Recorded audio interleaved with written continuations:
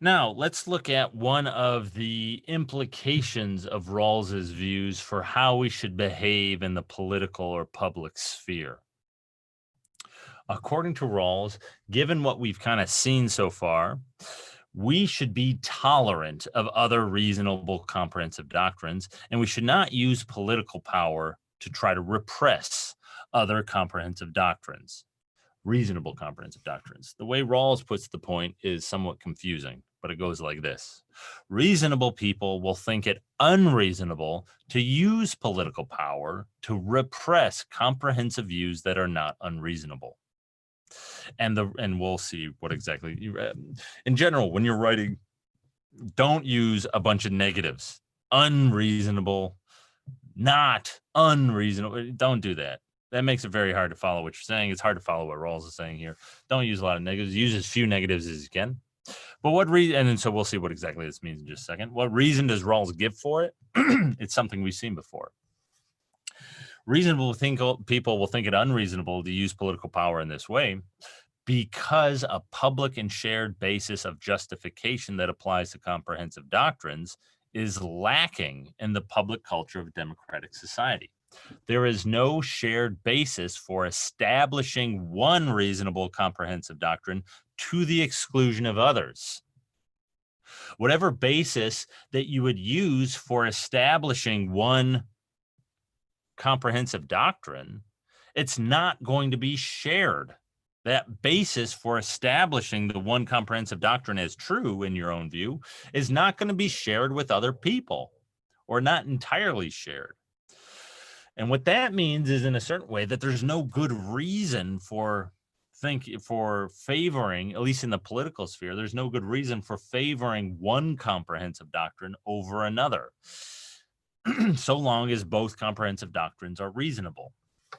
So imagine it's something like this. Let's take Christianity as our example. It's a comprehensive doctrine. We'll take a reasonable variety of Christianity. That's what we're considering, right? There are unreasonable varieties of it, but forget those for now. The kind of Christianity we're considering is reasonable. Okay, so it's a reasonable comprehensive view, a reasonable comprehensive doctrine. And so what exactly is Rawls getting at here in this claim about toleration? He's saying something like this. Let's say someone now gets into power, a group of people get into power who are enemies of Christianity. They don't like Christianity. They think it's false. They think it's misguided. And so they want to repress it. They get it in mind that we're going to repress it. We're now in power. And so we're going to use our political power to crush Christianity, right? Let's say you get a guy like that or people like that, okay? They're going to try to use political power to repress Christianity. And let's say they start doing it. What Rawls is saying is that reasonable people will think that that is unreasonable.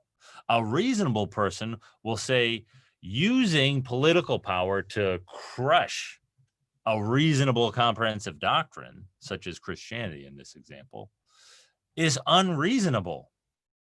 You're not being fair. It's unreasonable to do that, right? That's Rawls's idea.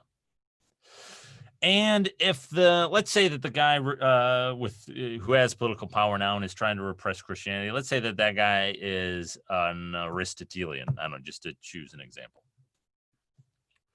Rawls claims, well, why would that guy be doing that? Well, probably because he thinks that his Aristotelianism is true and Christianity is false, right? And so his justification for doing that is, well, because I got the true view of things. But what Rawls points out is, look, anybody could say that. Yeah, fine, Aristotelians, you think your view is true, but Christians think their view is true, and Muslims think their view is true, and Jews think their view is true, and secular humanists think their view is true. The problem with trying to repress comprehensive doctrines like this, and the reason that it's unfair, is that there's no public and shared basis for justifying the truth of any one particular comprehensive doctrine. And so in this case, if it's an Aristotelian with the political power, what Rawls would point out is there's no public and shared basis that justifies Aristotelianism over and against its rivals, over and against the other reasonable comprehensive doctrines.